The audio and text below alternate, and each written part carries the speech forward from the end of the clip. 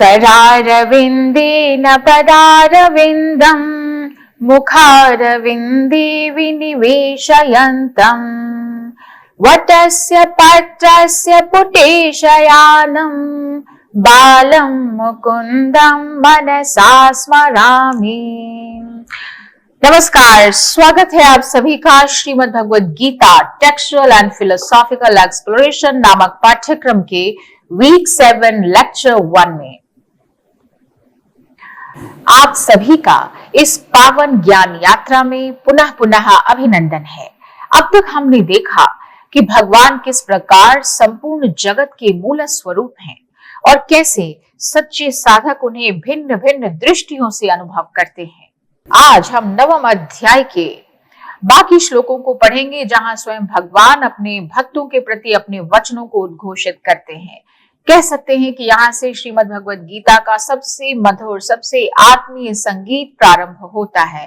तो आइए हम सब प्रेम पूर्वक आगे बढ़ें। 9वां अध्याय राज विद्या राजगुह्य योग के श्लोक संख्या 20 से सबसे पहले अवतरणिका देखते हैं। जगत की रचना भगवान की अध्यक्षता में होती है, लेकिन ईश्वर के इस प्रभाव को नहीं जानने वाले लोग राक्षसी, आसुरी इन प्रकृति का आश्रय लेकर भगवान की अवहेलना करते हैं और इसलिए वे पतन की ओर भी जाते हैं। जो भक्त भगवान के प्रभाव को जानते हैं वे भगवान के दैवी गुणों का आश्रय लेकर अनन्य मन से विविध प्रकार से ईश्वर की उपासना करते हैं। इसलिए उनको सत असत सब कुछ परमात्मा ही है यह यथार्थ अनुभव हो जाता है। पर जिनके अंतःकरण में सांसारिक भोग की कामना होती है, संग्रह की कामना होती है, वे वास्तविक तत्व को नहीं जानकर भगवान से विमुख होकर स्वर्गादि लोकों के भोग की प्राप्ति के लिए सकाम भाव पूर्वक यज्ञ यागादि का अनुष्ठान करते हैं और यज्ञ इत्यादि करने से वे आवागमन को प्राप्त होते हैं। इसी बात का वर्णन भगवान अगले 2 श्लोकों में करेंगे। 20वां श्लोक। त्रैविद्या मां सोमपाः पूत पापा यज्ञैरिष्ट्वा स्वर्गतिं प्रार्थयन्ते ते पुण्यमासाद्य सुरेंद्र लोकमश्नन्ति दिव्यान् दिवि देव भोगान्। इस श्लोक में स्वर्ग भोग हेतु यज्ञ आदि कर्म करने वालों के आवागमन का वर्णन किया गया है। आइए अर्थ समझते हैं। त्रैविद्या 3 वेदों में कहे हुए सकाम अनुष्ठानों को करने वाले, सोमपाह और सोम रस को पीने वाले, पूतपापाह पाप रहित पुरुष, माम मुझे यानी भगवान को, यज्ञैः इष्ट्वा यज्ञों के द्वारा पूज कर, स्वर्गतिम प्रार्थयन्ते स्वर्ग की प्राप्ति चाहते हैं, स्वर्ग प्राप्ति की प्रार्थना करते हैं। ते पुण्यम सुरेंद्र लोकम आसाद्य वे पुण्यों के फलस्वरूप पवित्र इंद्र लोक को प्राप्त करके दिव्य स्वर्ग के दिव्यान देव भोगान दिव्य देवताओं के भोगों को अश्नंती भोगते हैं। तो तात्पर्य यह है कि तीनों वेदों के ज्ञाता, वेदोक्त सकाम कर्म करने वाले, सोम रस का पान करने वाले और जो साधक हैं वे यज्ञों के द्वारा पूजकर स्वर्ग की प्राप्ति चाहते हैं और वो यज्ञ यागादि के माध्यम से स्वर्ग में दिव्य देवताओं के भोग को भी भोगते हैं स्वर्ग प्राप्त करने के बाद। यहाँ एक पद आया है सोमपाह, सोम रस को पीने वाले। तो देखिए, सोमलता नाम की एक लता होती है, उसे आप सोमवल्ली भी कह सकते हैं और इसके बारे में शास्त्रों में आता है कि जैसे शुक्ल पक्ष में हर रोज चंद्रमा की एक एक कला बढ़ते बढ़ते पूर्णिमा को सारी कलाएं पूर्ण हो जाती हैं और कृष्ण पक्ष में प्रतिदिन एक एक कला कम होते होते अमावास्या को कलाएं पूर्ण रूप से क्षीण हो जाती हैं। वैसे उस सोमलता का भी है। शुक्ल पक्ष में प्रतिदिन एक एक पत्ता निकलते निकलते पूर्णिमा तक 15 पत्ते निकल आते हैं और कृष्ण पक्ष में प्रतिदिन एक एक पत्ता गिरते गिरते अमावस्या तक सारे पत्ते गिर जाते हैं। उसी सोमलता के रस को सोम रस कहा जाता है और यज्ञ करने वाले जो याज्ञिक हैं वो उस सोम रस को वैदिक मंत्रों के द्वारा अभिमंत्रित करते हैं और फिर उसका पान करते हैं, उसे पीते हैं। इसलिए ऐसे याज्ञिकों को सोमपाह कहा गया। पूतपापा अर्थात जिनके पाप नष्ट हो गए हैं। तो इस तरह से ये सभी यज्ञ करके अपने कर्मों के फलस्वरूप स्वर्गलोक को प्राप्त करते हैं और वहां देवताओं के दिव्य भोगों को भोगते हैं। Let us read the meaning in English now. Those who are versed in the scriptures, who drink the mystic soma juice and are purified from sin, but who, while worshipping me with sacrifices, pray that I will lead them to heaven, they reach the holy world where lives the controller of the powers of nature, and they enjoy the feasts of paradise. 21वां श्लोक। ते तं भुक्त्वा स्वर्गलोकं विशालं क्षीणे पूर्णे मर्त्यलोकं विशन्ति एवं त्रयी धर्ममनुप्रपन्ना गतागतं काम कामा लभन्ति। उसी बात को यहाँ आगे बढ़ा रहे हैं। एक एक पद को देखते हैं। ते यानी वही मनुष्य, विशालम स्वर्गलोकम उस विशाल स्वर्गलोक के, भोगम भोगों को, भुक्त्वा भोगों को भोग कर, क्षीणे पुण्य मर्त्यलोकम विशन्ति पुण्य क्षीण होने पर पुनः मृत्यु लोक आ जाते हैं। एवं त्रयी धर्मम अनुप्रपन्ना इस प्रकार तीनों वेदों में कहे हुए सकाम धर्म का आश्रय लिए हुए, अनुप्रपन्ना यानी आश्रय लिए हुए, और काम कामा भोगों की कामना वाला मनुष्य गता गतम लभन्ते आवागमन को प्राप्त होते हैं।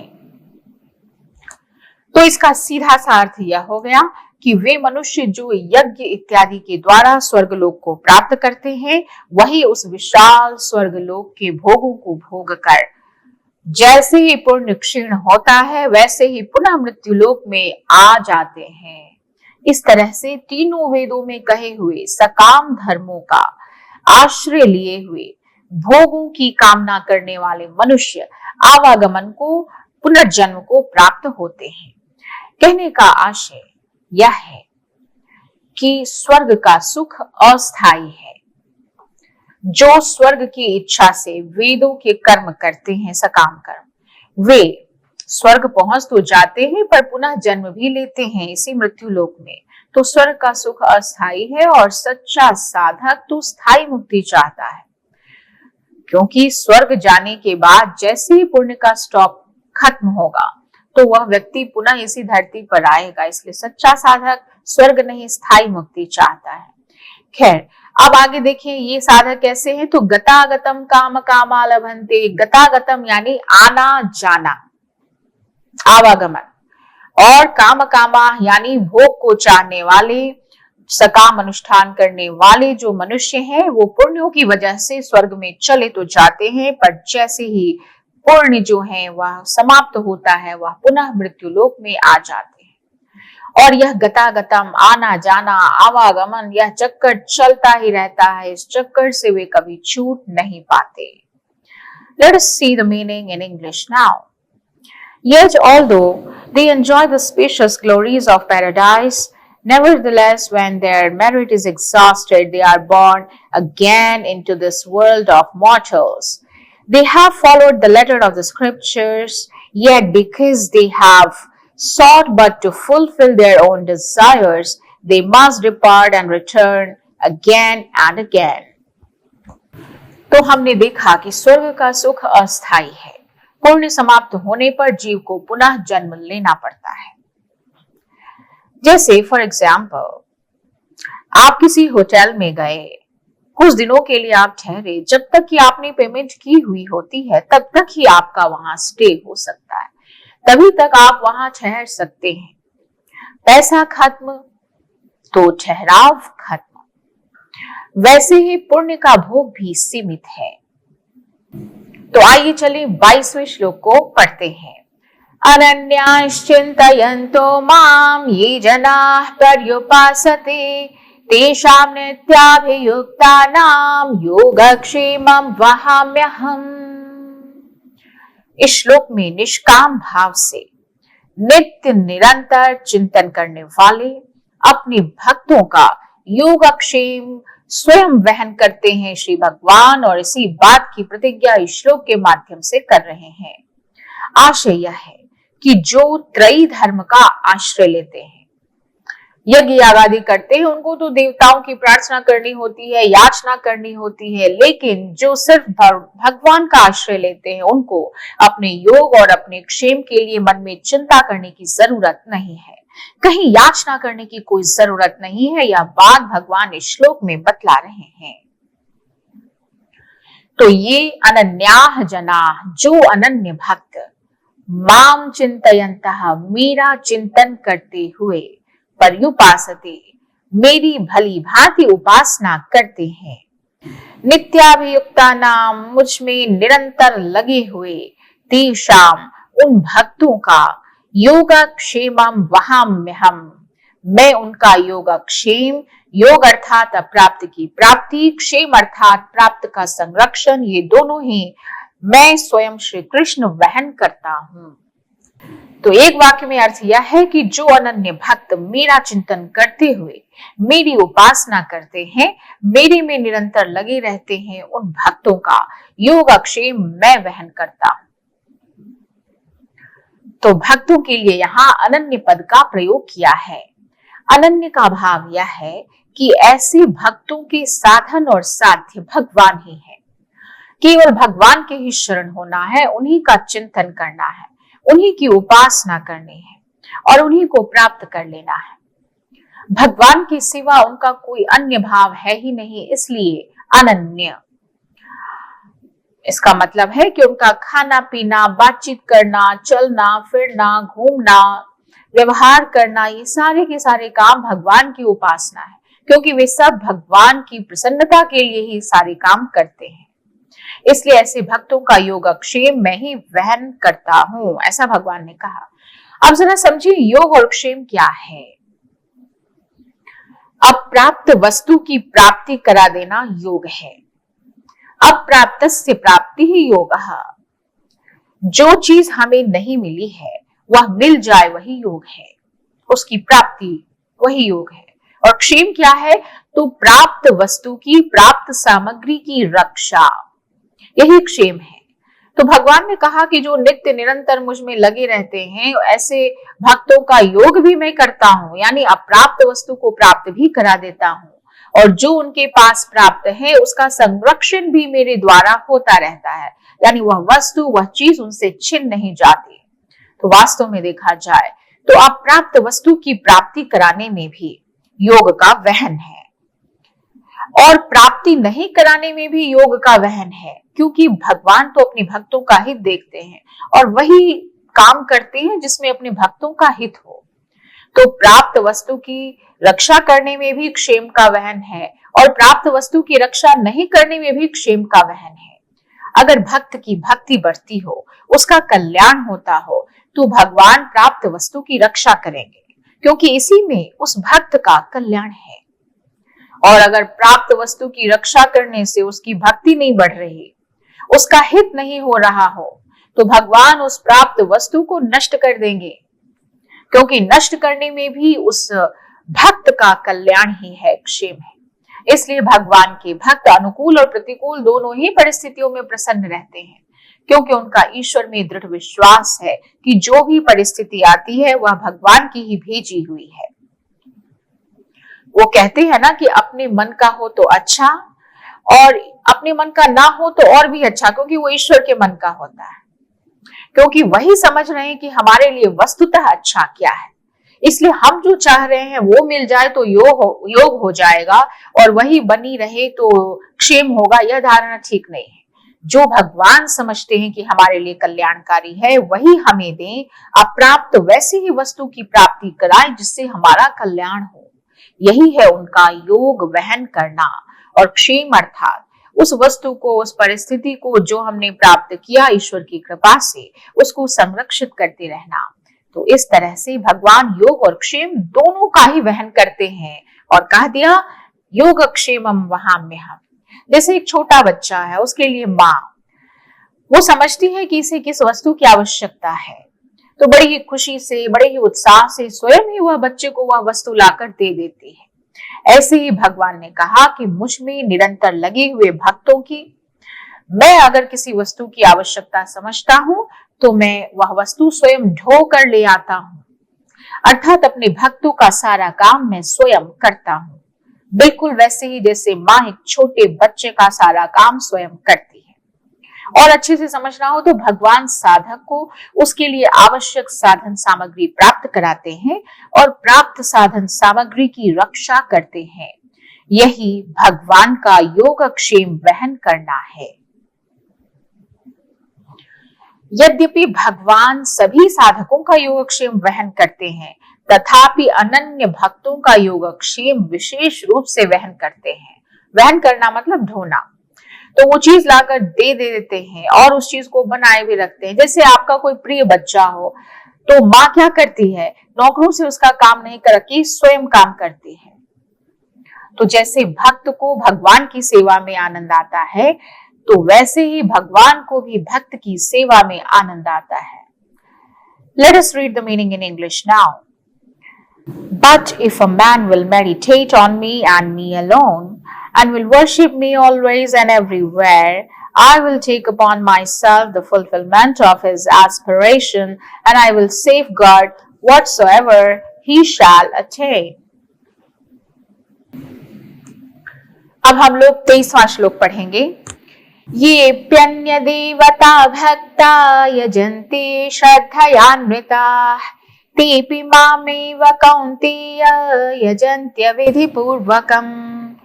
पहले श्लोक में भगवान ने अपनी उपासना की बात बताई और अब इस श्लोक में भगवान अन्य देवताओं की उपासना की बात कहते हैं। तो भगवान ने कहा, हे कौन्तेय, हे अर्जुन, ये भी भक्ता, जो भी भक्त, जो भी मनुष्य श्रद्धयान्विता, श्रद्धा पूर्वक अन्य देवता यजन्ते, अन्य देवताओं का पूजन करते हैं, तेऽपि मामेव यजन्ति, वस्तुतः वे भी मेरा ही पूजन करते हैं। लेकिन कैसे? अविधि पूर्वकम।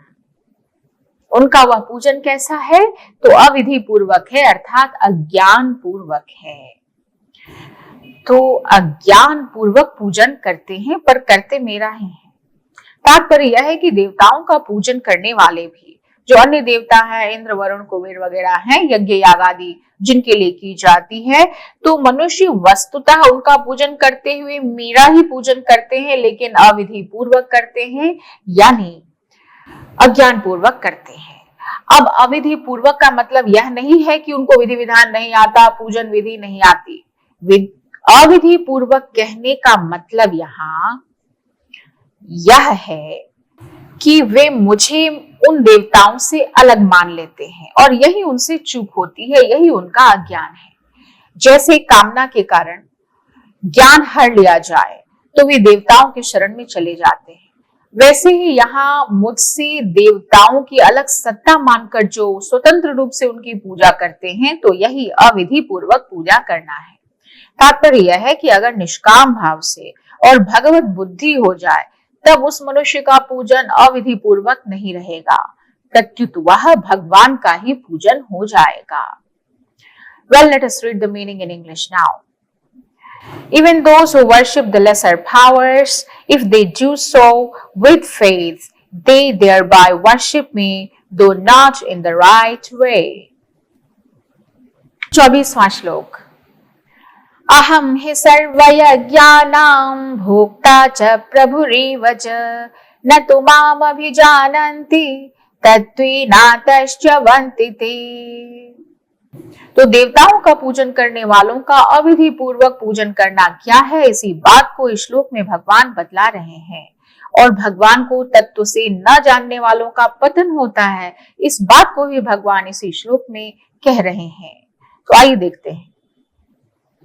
ही क्योंकि सर्व यज्ञानाम, सभी यज्ञों का, संपूर्ण यज्ञों का भोक्ता अर्थात भोक्ता हूं और प्रभुरेव च, स्वामी भी हूं, प्रभुरेव च, स्वामी भी हूं। क्योंकि संपूर्ण यज्ञों का भोक्ता भी मैं हूं और स्वामी भी मैं ही हूं। तू लेकिन ते वे माम मुझे तत्वेन, तत्वतः, तत्व से, यथार्थतः, सम्यक रूप से न जानन्ति, नहीं जानते, अतः च्यवन्ते, इसी से उनका पतन होता है।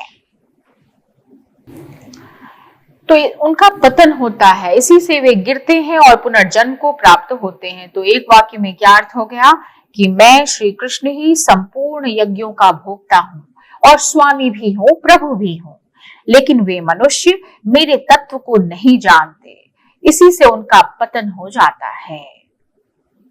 Let's see the English meaning now.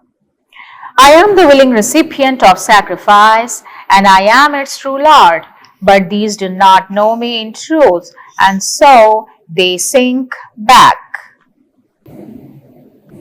तात्पर्य यह है कि इसे हम एक उदाहरण से समझ सकते हैं। जैसे कोई बहुत बड़ी कंपनी है, उसमें कई अधिकारी हैं और उसका जो मालिक है, मुख्य मालिक है, वो अगर एक है तो सीधा मालिक से संपर्क हो तो सबसे उत्तम।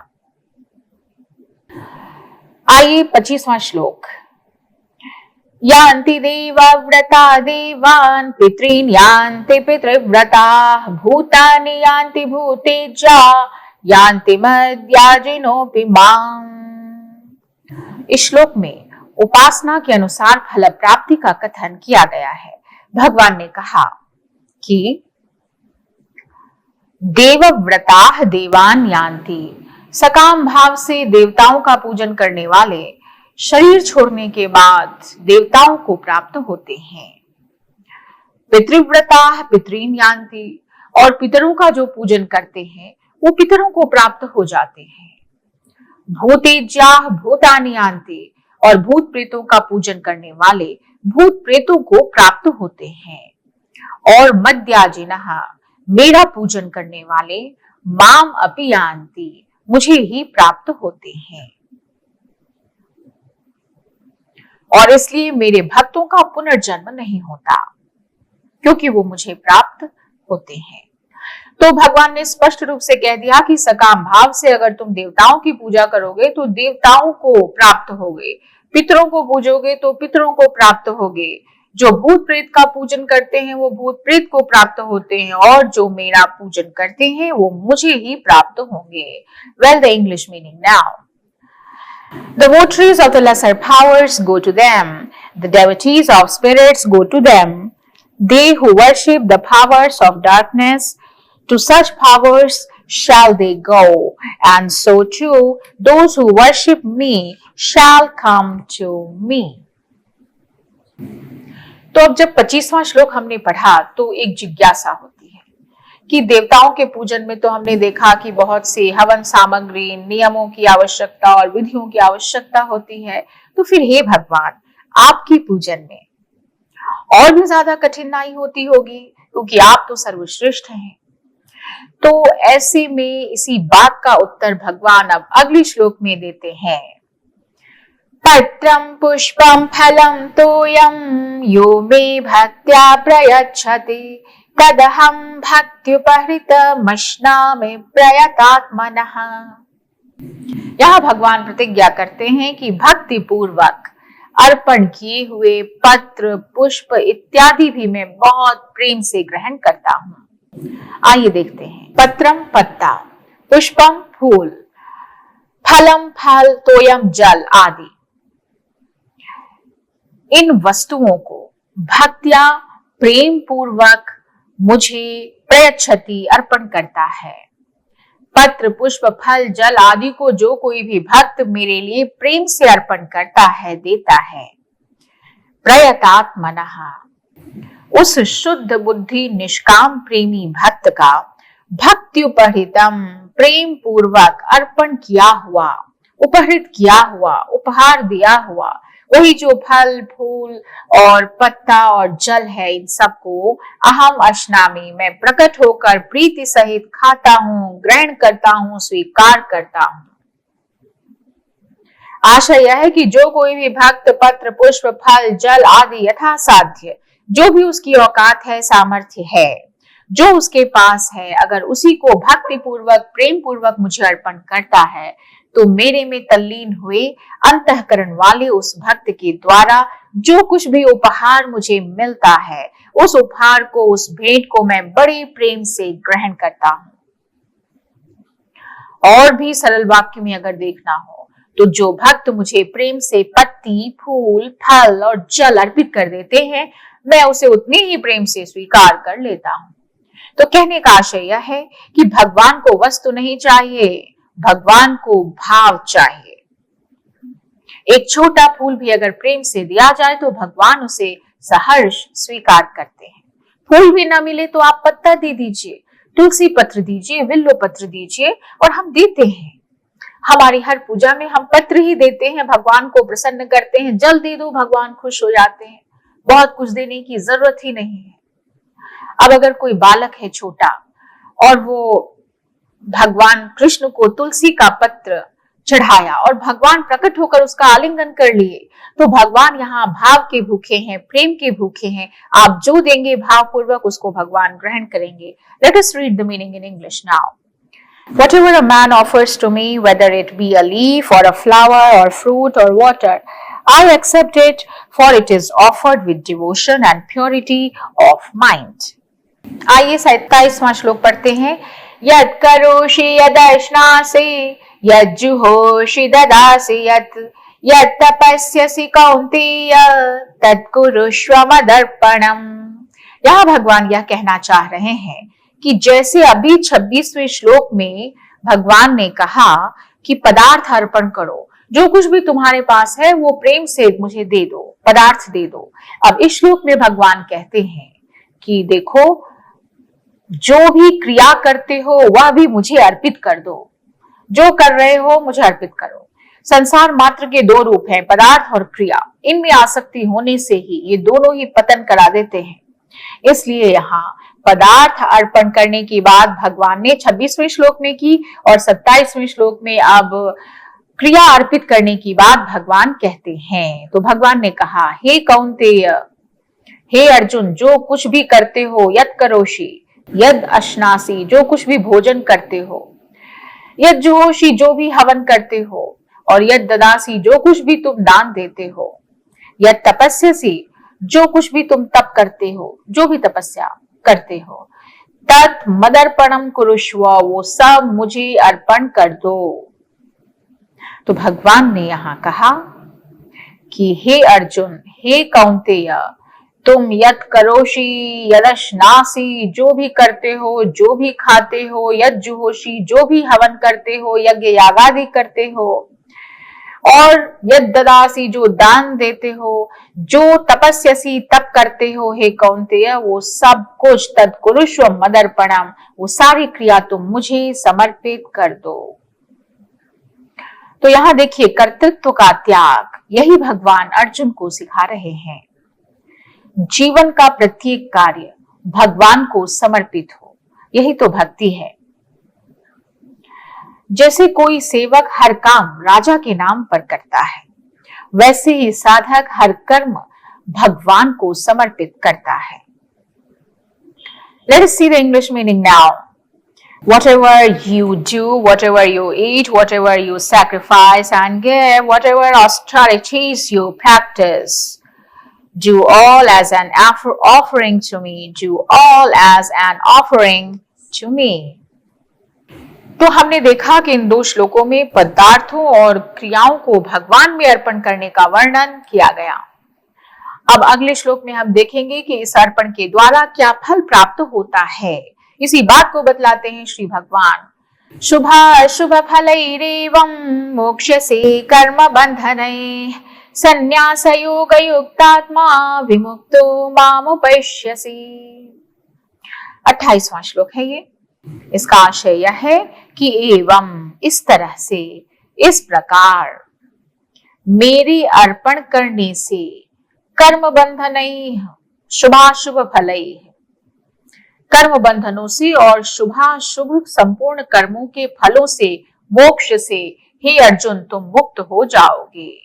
और संन्यास योग युक्तात्मा, अपनी सहित सब कुछ मुझ में अर्पण करने वाला, और विमुक्तः, सब चीजों से मुक्त हुआ तू माम उपैष्यसि, मुझे ही प्राप्त हो जाएगा। तो तात्पर्य यह है कि सभी पदार्थ और क्रियाएं अगर भगवान को समर्पित कर दिए जाएं, तो जो भक्त होता है उसके अनंत जन्मों के शुभ अशुभ कर्मों के जो फल हैं उन सब से वह मुक्त हो जाता है। और वे कर्म फल भक्त को जन्म मरण देने वाले नहीं होते। यहाँ जो शुभ और अशुभ कर्मों की बात की गई है उनसे अनंत जन्मों के किए हुए संचित शुभ और अशुभ कर्मों को भी समझना चाहिए, और उन सभी को अर्पण कर देने से शुभ अशुभ कर्मों से, शुभ अशुभ कर्म फलों से व्यक्ति मुक्त हो जाता है। और अगर वह उन कर्म फलों से मुक्त हो जाता है तो स्वयं भगवान को प्राप्त कर लेता है। विमुक्तो माम उपैष्यसि, विमुक्त होकर तुम मुझे ही प्राप्त कर लेगा हे Arjun. Let us see the meaning in English now. So shall your action be attended by no result, either good or bad. But through the spirit of renunciation, you shall come to me and be free. तो 28वां श्लोक हमने पढ़ा। अब यहाँ यह शंका होती है कि जो भगवान को समर्पित होते हैं उनको भगवान मुक्त कर देते हैं, लेकिन जो भगवान के प्रति समर्पित नहीं होते वो भगवान के द्वारा मुक्त नहीं होते। तो ऐसे में तो भगवान दयालु नहीं हुए, उनके अंदर करुणा कहाँ गई, वो तो पक्षपात कर रहे हैं। इस पर भगवान क्या कहते हैं? तो अगला श्लोक देखेंगे। समोहम सर्वभूतेषु न मे द्वेष्योऽस्ति न प्रियः, ये भजन्ति तु मां भक्त्या मयि ते तेषु चाप्यहम्। अहम सर्वभूतेषु समः, मैं सभी प्राणियों में समान भाव रखता हूं, यानी समान रूप से व्याप्त हूं। न मे द्वेष्यः न प्रियः, न ही कोई मेरा द्वेष्य है, अप्रिय है, और न ही मुझे कोई प्रिय है। तू लेकिन ये भक्त्या माम भजन्ति, जो प्रेम पूर्वक भक्ति पूर्वक मुझे भजते हैं, ते मयि, वे मुझ में है। च, और अहम अपि तेषु, मैं भी उनमें हूं, यानी मैं भी उनमें प्रत्यक्ष प्रकट हूं। तो भगवान यहाँ कह रहे हैं कि मैं कहीं कम हूं, कहीं अधिक हूं, ऐसी बात नहीं है। और ना ही ऐसी बात है कि चींटी छोटी है तो मैं उसमें कम रहूंगा, हाथी बहुत बड़ा जानवर है तो मैं उसमें अधिक रूप में रहूंगा, या फिर ब्राह्मण में मैं ज्यादा हूं और दूसरे वर्णों में मैं कम रहता हूं। ऐसी कोई बात नहीं है। इवन जो मेरे प्रतिकूल चलते हैं उनमें मैं कम हूं और अनुकूल में ज्यादा हूं, ऐसी भी कोई बात नहीं है, क्योंकि सभी प्राणी मेरे अंश हैं और मैं उनमें समान रीति से व्यापक हूं, व्याप्त हूं, कहीं कम और कहीं ज्यादा नहीं हूं। और भगवान ये कहना चाहते हैं कि सभी प्राणियों के प्रति मैं समान हूं, ना ही मुझे कोई बहुत ज्यादा प्रिय है, ना ही कोई बहुत ज्यादा अप्रिय है। लेकिन एक बात जरूर है कि जो कोई भक्ति भाव से मेरी आराधना करते हैं, मैं उनमें विशेष रूप से निवास करता हूं और वे भी मुझ में निवास करते हैं। तो भगवान यहाँ निष्पक्ष हैं, लेकिन भक्तों के प्रेम की डोरी से बंधे हुए हैं, बस इतनी सी बात है। प्रेम की डोरी जो है ना वो बांध देती है। तो जैसे सूर्य सब पर प्रकाश डालता है, लेकिन जो खिड़की खोलेगा सुबह वही उस प्रकाश का आनंद लेगा, जो बाहर निकलेगा सूर्य के सानिध्य में वही उसका आनंद लेगा, और सूर्य भी उसी से जुड़ पाएंगे। प्रकाश तो सबके लिए समान ही है। तो let us see the meaning in English now. I am the same to all beings. I favor none and I hate none. But those who worship me devotedly, they live in me and I in them. आइए 30वां श्लोक पढ़ें। अपि चेत् सुदुराचारो भजते मामनन्य भाग, साधुरेव समन्तव्यः सम्यग् व्यवसितो हि सः। भगवान ने यह कहा था कि जो भक्ति पूर्वक भजन करते हैं उनके लिए ऐसे। अब यहाँ भगवान भजन करने वालों के विवेचन शुरू करते हैं। भगवान ने कहा, चेतसो दुराचार। अगर कोई अतिशय दुराचारी है तो वह भी अगर अनन्य भाव यानी अनन्य भाव से मुझे भजते भजता है, स साधुरेव समन्तव्यः, उसको साधु ही मानना चाहिए। क्योंकि सह सम्यक व्यवस्थितः, क्योंकि उसने निश्चय बहुत अच्छे से कर लिया है। वह यथार्थ निश्चय वाला है। उसने भली भांति निश्चय कर लिया है कि परमेश्वर के भजन के समान अन्य कुछ भी नहीं है। तो भगवान ने यहाँ कहा कि यदि कोई बहुत ज्यादा दुष्कर्म करने वाला भी अनन्य भाव से मेरी भक्ति करे तो उसे भी साधु मानना चाहिए, क्योंकि वह सही मार्ग पर है। अब देखिए, कोई कितना भी पतित क्यों ना हो जाए, अगर वह सच्चे मन से भगवान की भक्ति करता है तो वह साधु है। भूतकाल को मत देखो, जो आज भगवान की ओर बढ़ रहा है वही सच्चा साधक है। अब यहाँ शंका हो सकती है कि कोई दुराचारी व्यक्ति भला अनन्य भाव से भगवान के भजन में लगेगा कैसे? तो देखिए, भगवान के भजन में लगने के कई कारण हो सकते हैं। जैसे वह किसी आफत में पड़ जाए और उसे कहीं से किसी भी तरह का कोई सहारा ना मिले, तो ऐसी अवस्था में आने पर अचानक उसे यह बात याद आ सकती है कि भगवान सबके हैं, उनकी शरण में जाने से सब कुछ ठीक हो जाता है, तो वह भगवान की शरण में जा सकता है।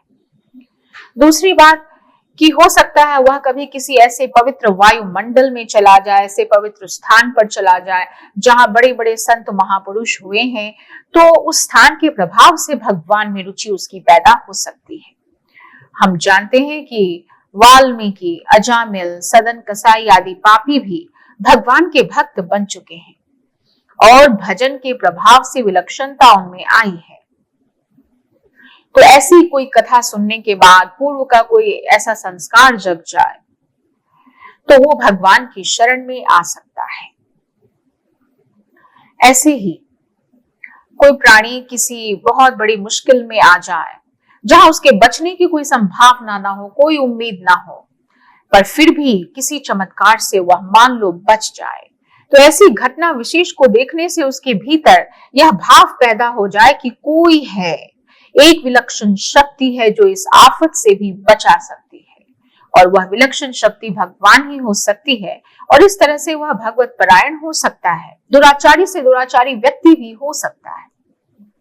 इसी तरह से किसी को अगर महान संत का दर्शन हो जाए और उसका पतन करने वाले दुष्कर्मों को देखकर उस पर संत की कृपा हो जाए, तो अजामिल है, वाल्मीकि, इन सब पर संत की ही तो कृपा हुई, तो ऐसे में दुराचारियों के भाव भी बदल सकते हैं। वो भगवान की भजन में लग सकता है, भगवान की तरफ वह खिंचा चला जा सकता है।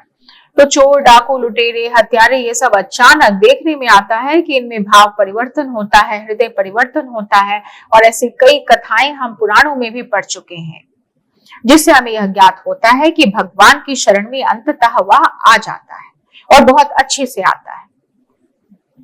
तो भगवान ने यहाँ कहा कि साधुरेव समन्तव्यः, ऐसे दुराचारियों को जो मेरे शरण में आता है, मेरा भजन करता है, उसको भी साधु ही मानो। यहाँ मानने की बात भगवान क्यों कर रहे हैं, मंतव्य क्यों कहा? क्योंकि मानने की बात वहीं कही जाती है जहां साधुता दिखती नहीं है। जहां दिखती है वहां तो सब जानेंगे मानेंगे, जहां दिखती नहीं है वहां मानना है। वो व्यक्ति सर्वथा दुराचार से रहित हुआ नहीं है, लेकिन फिर भी उसको साधु की तरह मानो। भगवान को यह क्यों कहना पड़ रहा है? तो लोगों में यह एक रीति है कि वो किसी के भीतरी भाव को नहीं देखते, उसका जो बाह्य आचरण कैसा रहा है वैसा ही उसको मानते हैं। जैसे कोई आदमी अगर बहुत वर्षों से परिचित है किसी आदमी का, भजन करता है और वो अच्छा आदमी है, अच्छा आचरण करता है, पर एक दिन अगर उसको किसी ने देख लिया कि वह रात्रि के समय किसी वेश्या के घर से निकल रहा हो, तो उसे देखते ही लोगों के मन में यह आता है कि अरे हम तो इसे बहुत अच्छा मानते थे, पर यह तो वैसा नहीं है, यह तो वेश्यागामी है। और ऐसा विचार आते ही उस व्यक्ति के लिए जो अच्छेपन का भाव था, जो एक इमेज बनी हुई थी, वो सब खत्म हो जाती है। जो कई दिनों की, कई सालों की श्रद्धा थी, सब खत्म हो जाती है। इस तरह वर्षों से किसी व्यक्ति को कोई जानते हैं कि वह अन्यायी है, पापी है, दुराचारी है, और वही एक दिन अगर गंगा किनारे स्नान किए हुए, त्रिपुंड लगाए हुए, हाथ में माला लिए हुए दिख जाए, उसकी मुखमुद्रा एकदम प्रसन्न चित्त दिखे, तो उसको देखकर कोई कहता है कि देखो, यह भगवान का भजन कर रहा है, बड़ा अच्छा व्यक्ति है। तो दूसरा कहता है कि अरे अरे, तुम इसे नहीं जानते, ये तो पाखंडी है, ढोंगी है, ये तो इतना अत्याचारी, दुराचारी है, पापात्मा है। तो अंदर के भाव कोई नहीं देखता। भजन करने पर भी लोग उसको ऐसा पापी ही मानते रहते हैं। इसलिए भगवान ने कहा साधु मानो। और इधर जो बहुत अच्छा था, उसको वेश्या से निकलते हुए देखा घर से, तो बुरा मान लिया। लेकिन उन्होंने ये नहीं सोचा कि क्या पता वो शायद दया परवश होकर वेश्या को शिक्षा देने गया हो, या उसको सुधारने गया हो, या उसको किसी संकट से बचाने गया हो। इस तरफ लोगों की दृष्टि नहीं जाती। लेकिन यह तो लोगों की दृष्टि है ना, भगवान की दृष्टि तो वही है कि वे मनुष्य के भावों को देखते हैं, नीयत को देखते हैं, तो भाव को देखते हैं भगवान। Let us read the meaning in English now. Even the most sinful, if he worship me with his whole heart, shall be considered righteous, for he is treading the right path. तो आइए अब हम 31वां श्लोक देखेंगे। क्षिप्रम भवति धर्मात्मा शश्वत शांतिम निगच्छति कौन्तेय प्रतिजानीहि न मे भक्तः प्रणश्यति। यह भगवान अर्जुन से कह रहे हैं कि मेरी भक्ति का और भी प्रभाव सुनो।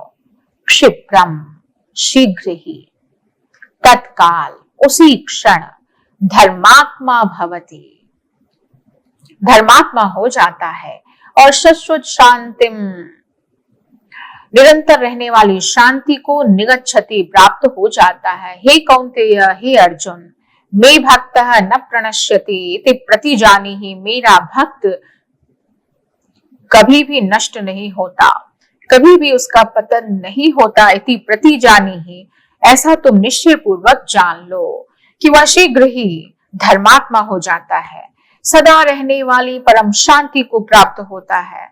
और हे अर्जुन, तुम निश्चित पूर्वक इस सत्य को जान लो कि मेरा भक्त कभी नष्ट नहीं होता। Let us read the meaning in English now. He shall attain spirituality ere long, and eternal peace shall be his. O Arjuna, believe me, my devotee is never ever lost. अब 31वें श्लोक के बाद भगवान जिस प्रकरण को यहाँ बता रहे हैं, उसमें 7 अपनी भक्ति के उत्तराधिकारी को बताए हैं। अपनी भक्ति के 7 अधिकारियों को उन्होंने बताया है। पहले 4 अधिकारियों को जरा जाने। माम हि पार्थ व्यपाश्रित्य येऽपि स्युः पापयोनयः स्त्रियो वैश्यास्तथा शूद्रास्तेऽपि यान्ति परां गतिम्। हे पार्थ, हे अर्जुन, ये भी पाप योनयः, जो भी पाप योनि वाले हों, स्त्रियां हों, वैश्याः वैश्य हों, या फिर शूद्राः शूद्र हों, वे सब के सब सर्वथा यान्ति परां गतिम्, वो परम गति को प्राप्त हो जाते हैं। तो भगवान ने कहा कि हे अर्जुन, हे पार्थ, हे पृथानंदन, स्त्रियां, वैश्य, शूद्र और पाप योनि अर्थात चांडाल इत्यादि, कोई भी इनमें से मेरी शरण में आए तो वह परम गति को प्राप्त होते ही होते हैं। आशय यह है कि ईश्वर के दरबार में किसी का जन्म, किसी की जाति, किसी का लिंग, किसी का पद, कोई भी चीज बाधा नहीं है। सिर्फ और सिर्फ भक्ति चाहिए, भक्ति मात्र जरूरी है। जैसे समुद्र में गया जल, चाहे वह नदी का हो, झरने का हो, समुद्र में मिलकर तो एक ही हो जाता है। Let us see the meaning in English now. For even the children of sinful parents and those miscalled the weaker sex and merchants and laborers, if only they will make me their refuge, they shall attain the highest. तो भक्ति के 4 अधिकारियों को बता दिया। अब बचे हुए जो 2 अधिकारी हैं उनको यहाँ बता रहे हैं। किम पुनर्ब्राह्मणा पुण्या भक्ता राजर्षयस्तथा अनित्यम सुखम लोकमिमं प्राप्य भजस्व माम। इसका अर्थ है, फिर तो इसमें कहना ही क्या है, जो पुण्याः ब्राह्मणाः, पुण्यशील ब्राह्मण हैं, तथा राजर्षयः और राजर्षि हैं, ऐसे भक्ताः, ऐसे भक्तजन मेरी शरण होकर परम गति को प्राप्त होते हैं। इसलिए तू हे अर्जुन, असुखम अनित्यम इमं लोकम प्राप्य, सुख रहित अनित्य अर्थात क्षण भंगुर इस मनुष्य शरीर को प्राप्त करके निरंतर माम भजस्व, मेरा ही भजन कर। हे अर्जुन, जो भी पाप योनि है वो भी मेरी गति को प्राप्त करते हैं। तो ऐसे में जो पुण्यशील ब्राह्मण है और जो राजर्षि रूप है, ऋषि स्वरूप क्षत्रिय, वो तो बिल्कुल ही परमात्मा गति को प्राप्त करेंगे, इसमें तो कुछ सोचना ही नहीं है। इसलिए तू क्या कर, तो निश्चित रूप से मेरा भजन कर। Let us read the English meaning now. What need then to mention the holy ministers of God, the devotees and the saintly rulers? Do you therefore, born in this changing and miserable world, do you too worship me? Do thou too worship me? तो इस तरह से हमने देखा कि 29 से लेकर 33वें श्लोक तक भगवान की भक्ति की बात मुख्य रूप से आई है। अब आज इस व्याख्यान के अंतिम श्लोक में उस भजन के स्वरूप को हम देखेंगे। भगवान कहते हैं, मन्मना भव मद्भक्तो मद्याजी माम नमस्कुरु, मामे वैश्यसि युक्त्वैव मात्मानं मत्परायणः। अर्जुन को शरणागति के स्वरूप को बतलाते हैं श्री भगवान। कहते हैं, हे अर्जुन, मद्भक्तः भव, मेरे भक्त बन जाओ। मन्मना भव, मुझ में मन वाला हो जाओ। मद्याजी भव, मेरा पूजन करने वाले हो जाओ। तो मन्मना भव मद भक्तो मद्याजी, यानी मेरे भक्त हो जा, मुझ में मन वाला हो जा और मेरा पूजन करने वाला हो जा हे अर्जुन। और माम नमस्कुरु, मुझे नमस्कार करो, प्रणाम करो। एवं इस तरह से आत्मानम युक्त्वा, अपने आप को मेरे साथ लगाकर, अपनी आत्मा को मुझ में नियुक्त करके, मत परायणः, मेरी परायण हुआ तू, मामी वैश्यसी, मुझे ही प्राप्त होगा। कहने का मतलब यह है कि भगवान यहाँ अर्जुन से कह रहे हैं कि मेरा मनन करो, मेरे भक्त बनो, मेरी पूजा करो, मुझे नमस्कार करो। इस प्रकार तुम मुझ में ही आओगे, यह मेरा सच्चा वचन है, क्योंकि तुम मुझे बहुत प्रिय हो। तो भगवान का यह स्पष्ट और प्रेम पूर्ण आह्वान है कि आओ मेरे प्रिय। सिर्फ अर्जुन के लिए नहीं, हम सब के लिए है कि सिर्फ मुझे स्मरण नहीं करो, मेरे बन जाओ। आओ मेरे प्रिय, मेरे बन जाओ, तो मेरे भक्त हो जाओ। मन मना भव, मन वहीं लगता है जहां अपनापन होता है। तो तेरा मेरा तो अखंड संबंध है, उसको तू भूल सकता है पर मैं नहीं भूल सकता, भगवान कह रहे हैं। इसलिए मेरे में मन वाला हो जाओ, मैं तेरा अपना हूं। और मद्याजी, मेरा ही पूजन करने वाला हो जाओ। कहने का आशय यह है कि खाना पीना, सोना जगना, चलना फिरना, जो भी क्रिया करते हो वे सब की सब मेरी पूजा के रूप में करो, उनको तू मेरी पूजा ही समझ। और माम नमस्कुरु, मुझे नमस्कार करो। इसको कहने का मतलब है कि मेरा जो भी विधान है उसमें तुम प्रसन्न रहो। मैं चाहे तेरे मन से विरुद्ध फैसला दूं तो भी तू उसमें प्रसन्न रहो और मुझे नमस्कार करो, क्योंकि तुम्हारा कल्याण तो मैं ही देख रहा हूं। इसलिए फैसला जो भी करूंगा उसमें कल्याण सोचकर ही करूंगा। तू प्रसन्न रह, नमस्कार कर। और फिर युक्त आत्मा, और अपनी आत्मा को मुझ में लगा दो। इसी का नाम शरणागति है। और मत परायणः, मेरी मर्जी के बिना कुछ भी करने कराने की जरा भी स्फुरना नहीं रहे, मेरे साथ सर्वथा अभिन्न होकर मेरे ही हाथ का खिलौना बनो, यानी मेरे साथ पूर्ण रूप से मेरे प्रति शरणागत हो जाओ। Let us read the meaning in English now. Fix the mind on me. Vote yourself to me. Sacrifice for me. Surrender to me. Make me the object of your aspirations, and you shall assuredly become one with me, who am your own self. तो इस तरह से नवम अध्याय यहीं समाप्त हुआ और नवम अध्याय के साथ ही आज का व्याख्यान भी हमारा यहाँ समाप्त हो रहा है। तो हमने देखा कि स्थायी सुख सिर्फ भगवान की शरण में है। भगवान किसी भेदभाव के बिना सबको प्रेम करते हैं।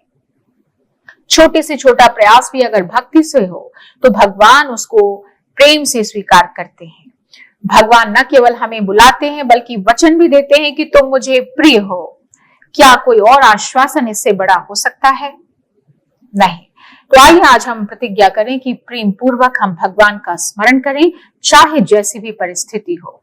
अब हम अगले व्याख्यान में प्रवेश करेंगे अगले दिन अध्याय 10 विभूति योग में, जहां भगवान हमें बताएंगे कि कौन कौन सी अद्भुत शक्तियां और चमत्कार वास्तव में मेरे ही मैनिफेस्टेशन है। तो क्या आप तैयार हैं उस दिव्य यात्रा के लिए? तो ठीक है, अगले व्याख्यान में हम सभी मिलेंगे एक और अद्भुत अध्याय के साथ। तब तक भगवान के प्रति समर्पित रहें, भगवान की शरण में रहें, गीता को सुगीता बनाते रहें, अध्ययन चिंतन मनन करते रहें। जय श्री कृष्णा। बहुत बहुत धन्यवाद। नमस्कार।